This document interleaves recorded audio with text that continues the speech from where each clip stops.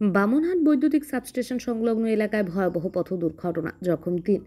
আজ আনুমানিক রাত ৮টা নাগাদ বামনহাট বিদ্যুৎ সাবস্টেশনের পাশে বামনহাট থেকে দিনহাটাগামী একটি ৪ চাকার গাড়ি নিয়ন্ত্রণ হারিয়ে রাস্তার পাশের গাছে ধাক্কা মারে। প্রত্যক্ষদর্শীরা জানান, গাড়িটিতে চালক সহ ৩ জন যাত্রী ছিলেন।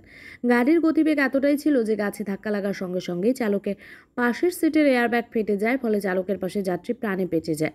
কিন্তু পেছনের সিটে এক মহিলা যাত্রী গুরুতরভাবে জখম হয়। দুর্ঘটনার শব্দে স্থানীয় বাসিন্দারা ছুটে এসে আহত ওই মহিলাকে উদ্ধার করে বামনহাট ব্লক প্রাথমিক স্বাস্থ্যকেন্দ্রে নিয়ে যায়। অবস্থা আশঙ্কাজনক থাকায় তাকে উন্নত চিকিৎসার জন্য দিনহাটায় স্থানান্তরিত করা হয় বলে হাসপাতাল সূত্রে খবর। এরপর থেকেই শুরু হয়েছে এলাকায় চাঞ্চল্য। গাড়িটির পেছনে থাকা এক প্রত্যক্ষদর্শী বাইক চালক বলেন, গাড়ির গতিবেগ অনেকটাই বেশি ছিল। এছাড়াও তিনি বলেন, যখন গাড়িটি বামনহাট চৌপতি থেকে বামনহাট বিদ্যুৎ সাবস্টেশন পার হয়েছে তখনই গাড়িটি বাঁদিকে চাপতে শুরু করে। পেছন থেকে সে চিৎকার দিলেও কর্ণপাত করেনি গাড়ির চালকের। পরেই ঘটে এই মর্মান্তিক দুর্ঘটনা। স্থানীয় বাসিন্দা অখিল চন্দ্র মোদক বলেন, শব্দ পেয়ে তিনি যখন বাইরে বেরিয়ে এসেছেন তখন দেখতে পান চালকের সামান্য চোট লেগেছে।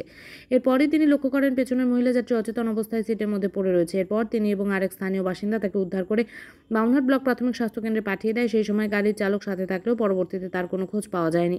ঘটনার খবর পেয়ে ঘটনাস্থলে পৌঁছায় সাহেবগঞ্জ থানার বিশাল পুলিশ বাহিনী। এরপর দুর্ঘটনাগ্রস্ত গাড়িটিকে উদ্ধার করে থানায় নিয়ে যায়। আসলে আমি বাড়িতে শব্দ পেলাম, গাড়িটা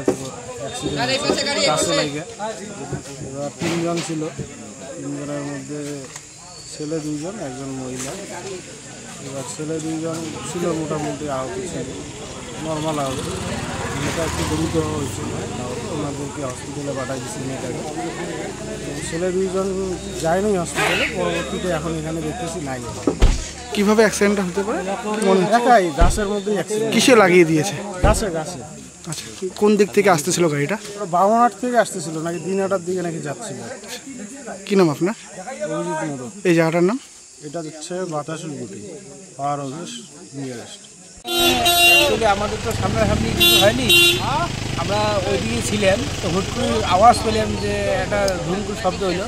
পরে দৌড় দিয়ে এসে দেখি যে গাছের মধ্যে এই গাড়িটা লাগিয়ে আছে, আর বাকি যেগুলো ছিল সবগুলো হসপিটালে পাঠানো হলো।